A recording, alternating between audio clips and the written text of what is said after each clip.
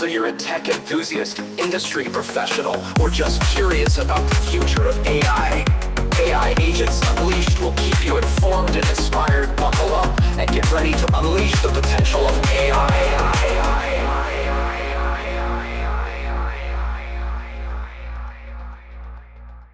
Welcome back, everyone. Looks like we've got another deep dive ahead of us, and this one, well, it's pretty thought-provoking. Yeah. It seems like you're really diving into some of the big ethical questions around AI fairness. Absolutely. Particularly, you sent us this academic paper, Kantian deontology meets AI alignment towards morally grounded fairness metrics.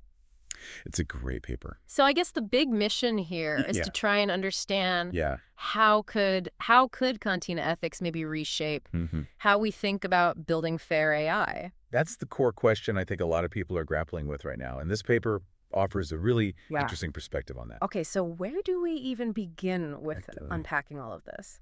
Well, I think the paper starts by highlighting kind of a fundamental tension between two major ethical philosophies, utilitarianism and Kantian deontology. And these two schools of thought offer very different ways of approaching these moral questions. To be honest, those always sound a bit intimidating. Sure. Can we break those down a bit for people who might not be familiar with the jargon? Absolutely. So utilitarianism is all about outcomes. It's focused on maximizing kind of this idea of the good for the majority. So think of it like if you're faced with a choice where you could save 5 lives by sacrificing 1 life, a utilitarian would say, well, you should do that. Because overall, there's more happiness or well-being. It's like a moral math problem. Exactly. It's about calculating the best outcome for the greatest number of people. Now, Kantian deontology takes a very different approach. It argues that some actions are just inherently wrong, no matter the outcome. So even if you could save, 100 lives by sacrificing 1 innocent person, a Kantian would say, no, that's still morally wrong. Interesting. And that's because deontology is all about following rules and principles. And particularly when it comes to individual rights and duties. I see. So it really emphasizes this inherent worth and dignity of each person, regardless of what the consequences might be. So how do these two kind of ethical giants then relate to AI fairness? Well, the paper argues that a lot of current AI fairness metrics are really influenced by utilitarian thinking. Can you give me an example of what that looks like in practice? Yeah, absolutely. So one common approach to AI fairness is focusing on something called disparate impact. And this basically means looking at whether an AI system produces different outcomes for different groups of people. So, for example, if a loan approval algorithm ends up rejecting more applications from minorities, even though it wasn't programmed to discriminate, that would be a case of disparate impact. Exactly. It's about looking at the results. And seeing if certain groups are disproportionately disadvantaged by the results. And that's kind of the utilitarian logic there, right? Yeah, you can see the utilitarian logic there. It's all about minimizing harm. And maximizing fairness in the overall outcome. Exactly. But the paper is suggesting that maybe that's not the whole story. Exactly. When it comes to AI fairness. It's not the full picture. So they're arguing that we need to go beyond just looking at outcomes. And actually think about how the AI systems are treating individuals. And so they propose more of a Kantian approach. Focusing on something called disparate treatment. So disparate treatment, we're shifting the focus from what the AI does to how it behaves. That's a great way to put it, So disparate treatment is about whether the AI system is actually making decisions in a way that treats people differently based on protected characteristics. So, things like race or gender or religion. So even if an algorithm on the surface seems to be producing fair outcomes, it could still be treating people unfairly in the process. Exactly. Think about it like this. You could design an algorithm that automatically approves loans for everyone on paper. That seems perfectly fair. But a Kantian would argue that that completely ignores the individual circumstances of each person. It's treating them as a data point. As a person. It's reducing them to numbers on a spreadsheet. And that's inherently disrespectful to human dignity. This is where it starts to get really interesting because it's like we need to ask not just, is this AI fair? Exactly. But is it behaving in a way that respects the inherent worth of each person? You've got it. Okay. And that's the core of that Kantian challenge to the more traditional approaches to AI fairness. This is a lot to take in. Yeah. I'm already starting to see how this could completely change the way we think about building and using AI. It's a big shift. Right. So what's the solution? How do we actually move towards building AI that aligns with these Kantian principles? Well, the paper delves into a few key strategies. Okay. And to understand them, I think it's helpful to look at some real-world examples. Okay, let's do it. So let's dive into those. All right, let's dive in. Let's start with the case of loan approval algorithms. Okay. Since that's so relevant to what we were just discussing. Right. The paper cites this really compelling investigation by the markup, which uncovered some really disturbing findings. Oh, yeah, I think I remember reading about this. Yeah. It found that the algorithm was unfairly disadvantaging certain sums of people. Yeah, so it revealed that the algorithm was disproportionately denying loans to people who relied on gig work for income. Right. And if I recall, this ended up having a particularly negative impact on minority communities. That's exactly right. Right. Because in the U.S., minorities are statistically more likely to rely on the gig economy as their primary source of income. Right. So by penalizing gig workers, the algorithm indirectly disadvantaged minority applicants. So even though the algorithm wasn't explicitly programmed to discriminate based on race, it still resulted in a discriminatory outcome. Exactly. And this is where I think that Kantian perspective is really powerful. Yeah. It's not just about the outcome. Right. It's about how the algorithm is actually treating people. Right. So in this case, the problem wasn't just the disparate impact, but the fact that the algorithm was basically reducing people to a single data point. Gig worker equals risky. It wasn't looking at them as individuals. It wasn't considering their individual circumstances or capabilities. Precisely. Right. And that's what a Kantian approach would challenge. Yeah. It would push us to ask. Yeah. Is it fair to deny someone a loan? Right. Simply because they rely on gig work? Right. Are we actually taking into account their individual financial history? Right. Their circumstances? Their ability to repay. Exactly. Right. Or are we just blindly applying a rule that ignores all of those nuances? That raises a really important point because it seems like a purely utilitarian approach to fairness. Yeah. Can sometimes miss these really crucial ethical considerations. Exactly. That's exactly right. And that's why the paper argues for incorporating these Kantian principles into the very fabric of AI development. So we've got this one example of loan approvals. Right. What's another real-world case study that kind of illustrates this? Yeah, great question. Tension between utilitarian and Kantian fairness. The paper also dives into the off-goal grading fiasco. Oh, right. Yeah. In the UK. I remember this. Yeah, back in 2020. Yeah. This was a case where an algorithm was used to determine student grades. Right. During the pandemic? Yeah, exactly. When they couldn't do in-person exams. Exactly. Right. And didn't this cause a huge controversy? It did. Yeah. Huge controversy. Okay. So the algorithm was designed to predict student grades. Okay. Based on factors like their school's past performance and their ranking within their class. Okay. And what was the problem with that? Well, it turned out that the algorithm ended up systematically disadvantaging students from historically underperforming schools. Oh, wow.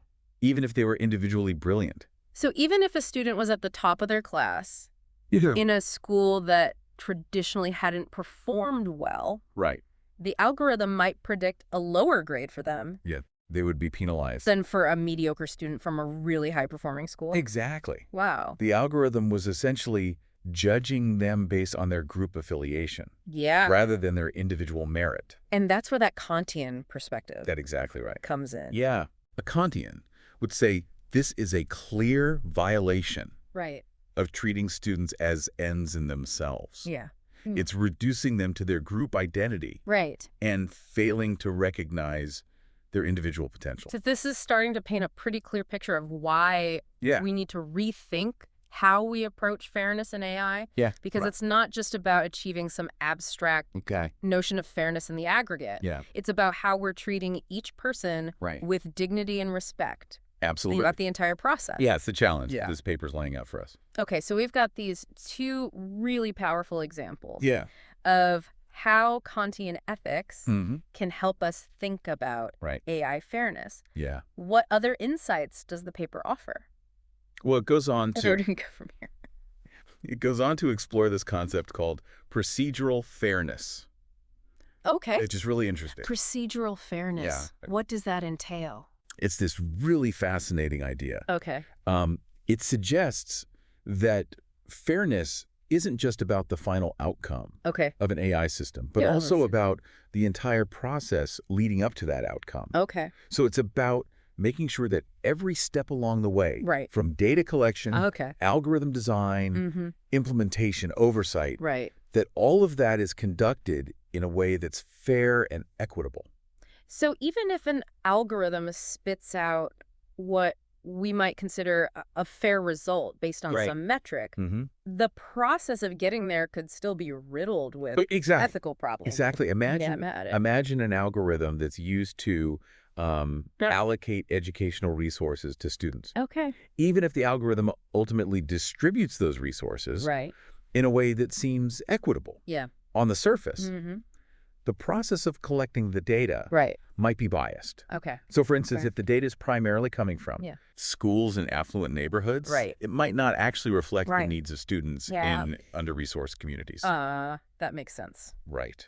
So procedural fairness would say that we need to scrutinize every stage of the AI development pipeline to ensure that fairness is baked into the process, not an afterthought. Tacked on at the end. Exactly.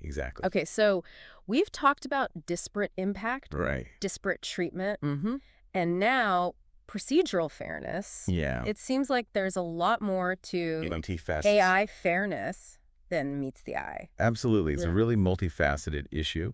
Yeah. And it requires us to carefully consider both the outcomes and the processes involved. And I imagine the paper doesn't stop there. It doesn't. Does it offer any practical solutions for how we can actually start implementing these Kantian principles in AI development? Yeah. It suggests that we need to move away from simply measuring fairness based on statistical parity, which is kind of the dominant approach right now, and instead develop fairness metrics that are grounded in ethical principles, like respect for autonomy, dignity, individual rights. So instead of just looking at whether different groups are experiencing similar outcomes, we need to ask whether the AI system is making decisions in a way that respects the inherent worth of each person. That's a great way to put it. It's about shifting our focus from achieving statistical parity to ensuring ethical parity. Ethical parity. I like that. Yeah. It's about treating people as ends in themselves rather than just means to an end. It's about recognizing that each person has inherent value and dignity and designing AI systems that reflect that understanding. This is really starting to challenge my assumptions about what AI fairness actually means. Because it's not just about tweaking algorithms to produce certain outcomes. It's about fundamentally rethinking the paradigm shift, how we design and develop these systems. That's a really insightful observation. Yeah. And I think that's what's so groundbreaking about this paper.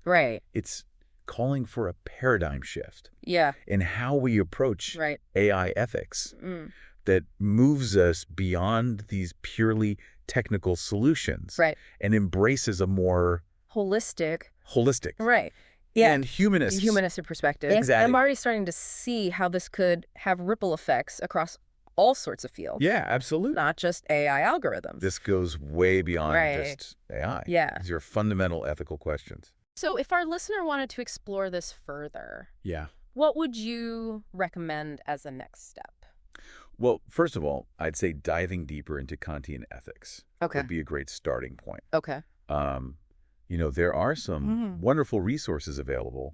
They can provide a more in-depth understanding of these principles. And what about in the world of AI? Where could our listener go to kind of learn more about the practical implications of these ideas?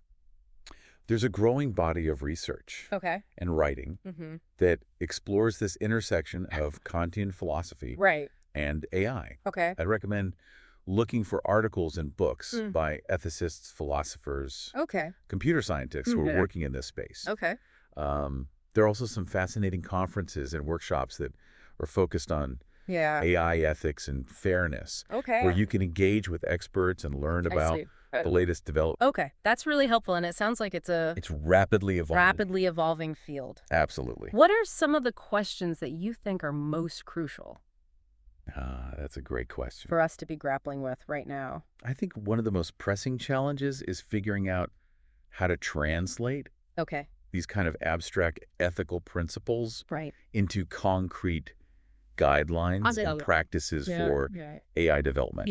So it's not enough to simply say, we need to respect human dignity and autonomy. We need to figure out what that actually looks like in practice. So it's like we need to develop a kind of ethical toolkit. Exactly.